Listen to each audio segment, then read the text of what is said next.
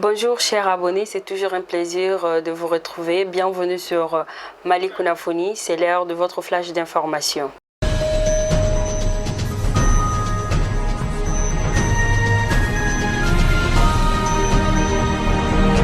Politique et sécurité nationale, exercice d'appropriation du document par des acteurs, l'élaboration d'un plan d'action de mise en œuvre de suivi, d'évaluation de la politique de sécurité nationale du Mali, l'intégration des coups d'État militaires dans les causes aux facteurs d'insécurité dans le cadre de l'analyse de l'environnement géostratégique, la mise en exergue des dimensions préservation, aménagement, gestion et administration du territoire dans la stratégie de sécurité nationale au même titre que l'économie. La justice, la défense, la diplomatie et l'information sont quelques recommandations phares de l'atelier de présentation du projet de document de politique de sécurité nationale du Mali. Le projet de document a été présenté par le secrétariat permanent du Conseil de sécurité nationale au cours de l'atelier qui s'est tenu du 18 au 20 mai au centre Diamsis à Banankoro, Sénou. L'INTM entame la seconde phase de sa grève ce lundi. Pas de compromis entre l'Union nationale des travailleurs du Mali INTM et le gouvernement. Aucun accord n'a été trouvé entre les deux parties. Malgré la médiation menée par le patronat, des dispositions ont été faites dans la soirée du samedi 22 mai par le gouvernement aux grévistes lors d'une rencontre à la prémature. Toutefois, les syndicats ont rejeté ces propositions ce dimanche après une réunion de restitution avec leur base. Ainsi, ils ont décidé de maintenir leur mot d'ordre des grèves des 5 jours qui débutent ce lundi 24 mai 2021.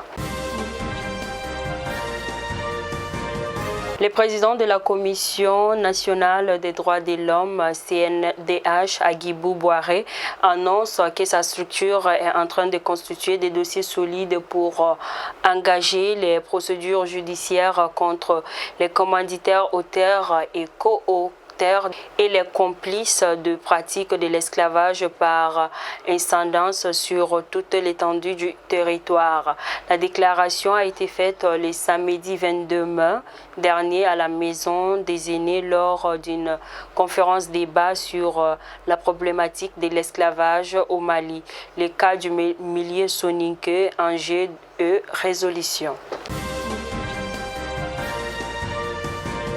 Affaire CNP, reportée à plusieurs reprises, la procédure sur le fond opposant la liste Mamadou Sinsi Koulibaly et celle de Diadier dit Amadou Sankaré pour le contrôle du Conseil national du patronat du Mali, CNPM, débutera le 3 juin prochain.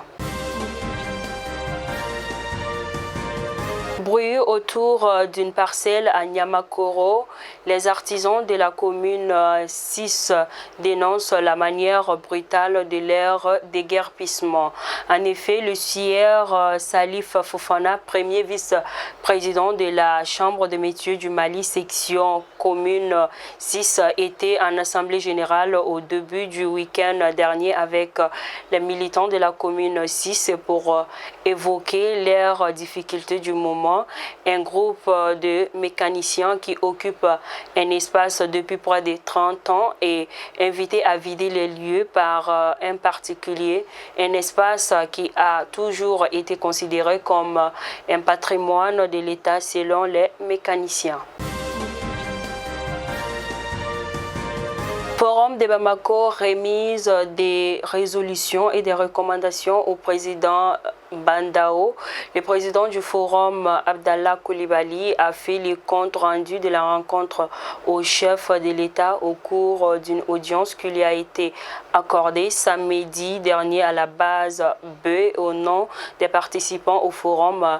L'ancien premier ministre de la Guinée, Cabinet Komara, a noté que cet événement qui se tient depuis 21 ans attire toute une quintessence de valeurs africaines. Ainsi, la 21e session a porté sur les capitales humains et sa valeur dans le cadre de la transition malienne. L'ancien Premier ministre de la Guinée précisera qu'il était venu faire le compte rendu au président Bandao. Dans la région de Ségou, le poste de Alatona attaqué par des terroristes. En effet, Alatola, situé dans le cercle de Diabali, a été attaqué ce dimanche 23 mai vers 0h par des hommes armés non identifiés. Aucune perte en vue humaine n'est signalée, mais des dégâts matériels sont à déplorer. Démolition du site Faladier-Solola. Nous sommes prêts à tout ce qu'il faut pour aller à la Haye pour que nos droits soient reconnus et payés, dit Ibrahim Mamadou Sissé de l'association des victimes. En effet, une vaste opération de démolition s'opère dans la zone de l'aéroport par le gouvernement de transition. Plus de 4700 maisons sont parties en fumée il y a d'ici là plus de 4 mois, après avoir également entamé plusieurs négociations pour résoudre ces problèmes à l'amiable et pour se faire entendre. Les membres de l'association des victimes de démolition des sites Faladier-Solola sont montés au créneau hier dimanche 23 mai 2021. Certains cadres de cette association étaient face à la presse. À Mopti, une violente répression d'une manifestation des élèves de Mopti. En effet, le bureau de coordination de l'AM condamne l'acte qui a causé un blessé grave.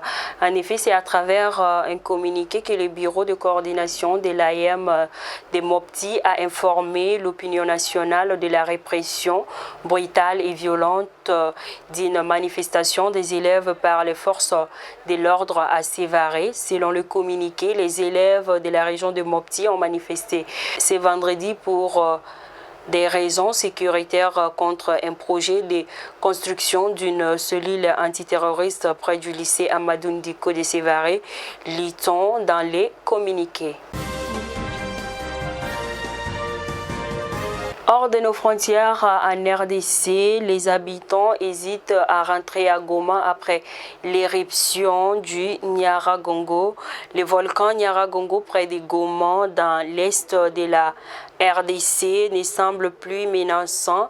Les autorités locales déplorent 14 victimes directes ou indirectes suite à l'éruption. Certains habitants de Goma qui avaient fui des nuits samedi ont commencé à rentrer chez eux dimanche, mais la prudence reste de mise. En Afrique du Sud, le coton n'a plus la cote.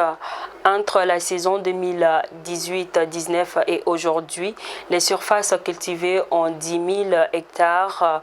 L'Afrique du Sud est un tout petit pays producteur à l'échelle africaine et même régionale, après les Zimbabwe et la Zambie. Alors si ces surfaces diminuent ainsi, quel avenir pour la filière? Telles sont les questions que l'on se pose. Enfin, pour terminer cette page d'information, à Cita, 3 personnes sont mortes depuis le début de la crise migratoire il y a une semaine. Un jeune homme qui s'est noyé lundi 17 mai en tentant de rejoindre l'enclave espagnole à la nage a été enterré samedi 22 mai. Les 2 autres ont été enterrés dimanche 23 mai. Nous souhaitons toutes nos condoléances au cœur attristé. Ainsi leur âme repose en paix.